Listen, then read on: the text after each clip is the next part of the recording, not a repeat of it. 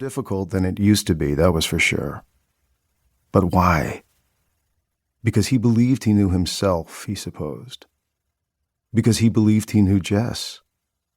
He held fast to the good feeling from a moment earlier and told himself to keep going, to get through the night, and then maybe there'd be another one just like it. Lately he'd been having thoughts. While at the stoplight on Wappinger a week ago, the sun set a purple bruise above Tallman Mountain and the wide Hudson hidden beyond, he thought, I could keep driving. I could turn right and head for Mexico. Turn left and make for Canada. All he had to do was keep filling the gas tank. He was handsome and charming, and people liked him instantly. This was a fact he'd known about himself his entire life, and it would give him an advantage if he were to turn up in some Quebecois village looking for work. His mind glanced at how much money was in the safe, how much room was left on the credit cards. He itemized everything in his house that he considered dear. But what was there that he truly loved? The coffee pot? His leather chair? Then the light turned, the thought evaporated without taking root, and he arrived at the bar feeling off-kilter. Like he'd been on the verge of saying something important, but he couldn't remember what. As he chatted with the people standing outside, he allowed himself to hope for 20 people inside. 20 would be a decent night. And if there were 20 people in there, he told himself to not immediately wish there were 40. He refused to look through the window as if it might bring bad luck. 30 maybe. There might be 30. It was the coming snowstorm. Gallagher's in the parlor hadn't even bothered to open. Primavera next door seated their last table at 7 sharp. He wasn't sure about Tia Anna's or the new Thai place. If he had to close, he'd close. But until then, he'd pull pints. He's here, Roddy said as soon as Malcolm stepped inside, and he felt his optimism wobble for a moment. As always, there was a note of urgency in Roddy's voice, something in the timbre finding a frequency above all the conversations and reaching Malcolm like a tug on his sleeve. 40 people, more. His friend Patrick was there.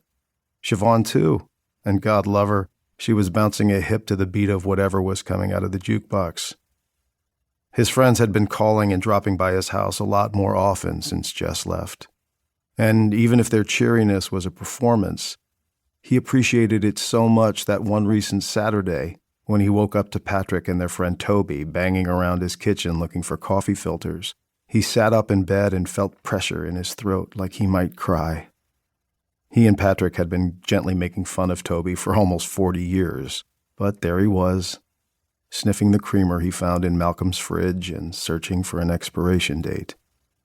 Were they calling Jess too? Siobhan was, probably.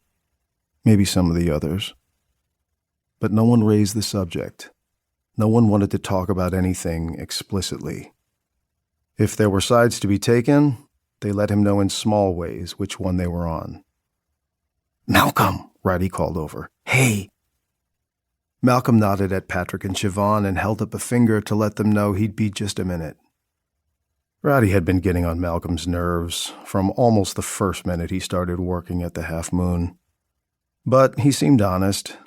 His uncle had vouched for him, and Malcolm reminded himself that honesty was what he needed most after the disaster of the previous year, when he found out that John had been stealing money since probably the very first day Malcolm took over, just folding stacks of bills and shoving them into his pocket, running only the credit card tabs through the register. This, after all the times Malcolm had covered for him when they both answered to Hugh Lydon, all the coke John shoveled into his nose, his wife on the landline wondering where he was, though she already knew, and then turning her rage on Malcolm because he was stupid enough to have answered the phone. He hadn't thought twice about keeping John on when it went from Hugh's place to his place, and stealing was how John had thanked him. Emma, his best bartender, was the one who told Malcolm. It was 11 in the morning, and they had 100 balloons to inflate for a private party.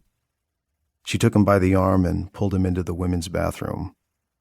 For a second, when she put her warm hand on his tricep and locked the door, all his synapses...